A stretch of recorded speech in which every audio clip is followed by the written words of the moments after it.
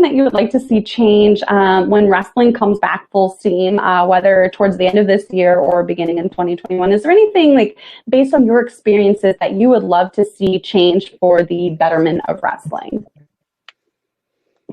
That's a question. Let me see. Anything that I wish that could change. I don't know. I don't think I have thought well about that. I'm sure that there has to be something that I'm like, oh, I wish this was better.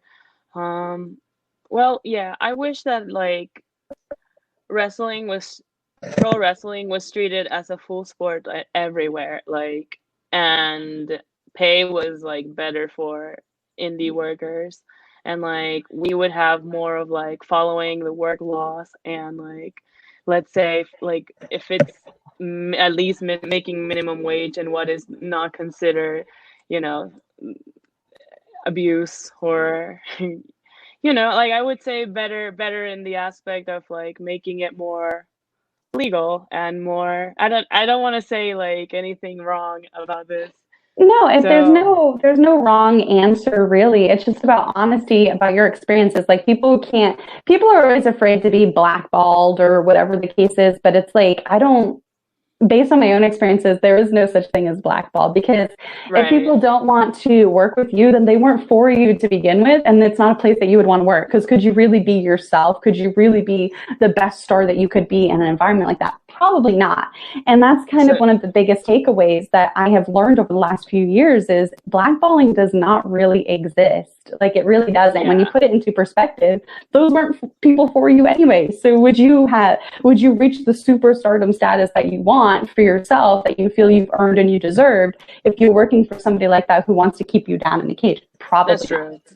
Yeah, and I don't think there's anything wrong with wanting, better pay for people. I mean, people are breaking their necks. People are getting paid $25 when they've been in the wrestling business for over 10 years. There's a lot of things that I think a lot of fans don't even realize. Like, when we were talking about, like, the first time you got paid, a decent amount or whatever, I remember the first time I got paid at all. It was $5. That was my first ever wrestling payday when I was like new, and I was almost a year in. I got paid $5, and I was like, I'm rich. I just got thrown in the cage match for no reason. I got $5. Yeah, I know. That's exactly how it is, and that's what I mean. Like, I wish that it was something more fair, and like that we were protected. Like, if anything medical happened to us, like I feel like we should be covered at least. Like, there should be an ambulance, like anything. Like, I feel like those are things that are basic in any other sports establishment. Like, why is pro wrestling not considered a real sport? Like, excuse me, I broke my leg 5 times, and I feel like there's a lot of wrestlers that can relate, like that you do need medical assistance just in case.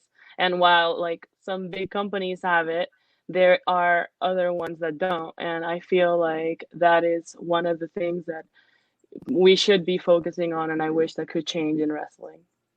And I absolutely agree 100%. There is nothing wrong with wanting, to people to be looked after and appreciated and paid for their valuable time, as well as their own health and ingenuity.